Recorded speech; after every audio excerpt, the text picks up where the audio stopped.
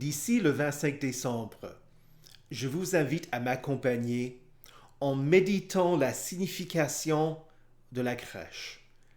Comme point de départ, je me souviens de ma toute première crèche que j'ai achetée quand j'étais étudiant en théologie.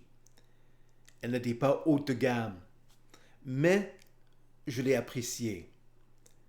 J'étais célibataire, un étudiant pas très riche.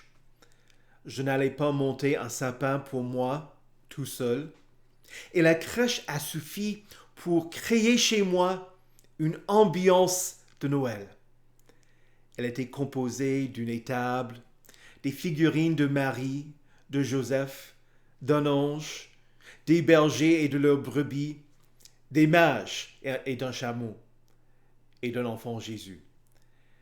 Chaque pièce était bien emballée après Noël, jusqu'à ce que je les sorte à nouveau l'année suivante. Au fil du temps, il y a eu de la casse. Le bœuf a perdu une de ses cornes. Une partie du corps de l'ange a été cassée et il a fallu la recoller. Le bois du toit de l'étable s'est cassé. Depuis l'achat de ma première crèche, j'en ai acheté d'autres et j'en ai reçu comme cadeau. Mais je n'ai jamais jeté la toute première parce qu'elle était importante pour moi.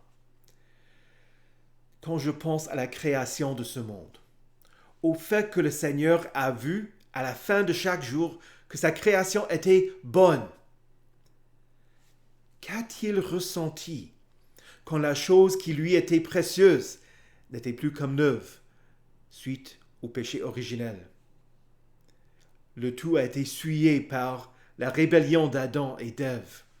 Ils ont voulu être comme Dieu, mais ils ont perdu la sainteté.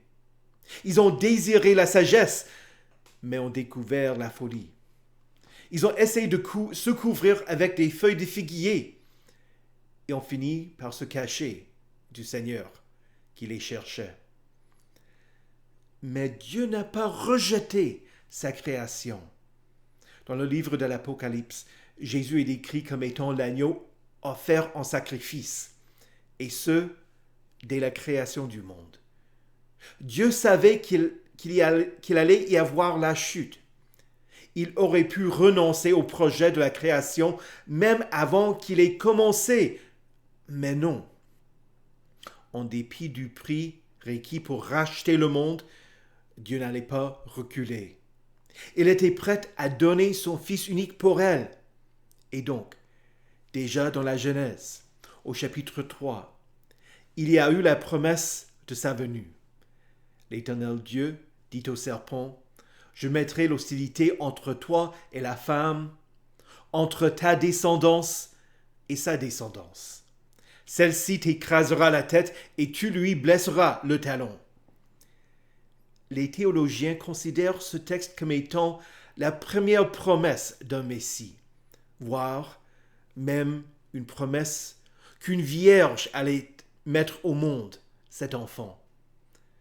Comment pourrais-je conclure cela?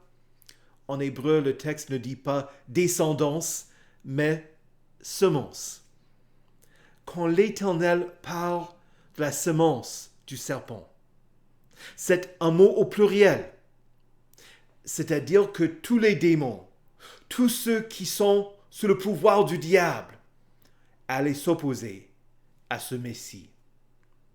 Puis l'Éternel parle de la semence de la femme. Ce mot est au singulier, comme s'il s'agissait d'une petite graine unique. Et comment pourrait-on penser que c'était une prophétie qu'il allait venir à travers une vierge? Parce que ce n'est pas les femmes qui ont une semence, mais les hommes. L'enfant Jésus, conçu du Saint-Esprit, est né de la Vierge Marie, est venu pour réparer le monde, pour en faire une nouvelle création.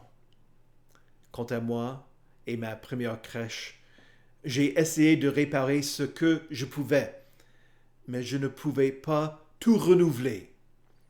La promesse à la fin de la Bible, dans le livre de l'Apocalypse, est la suivante.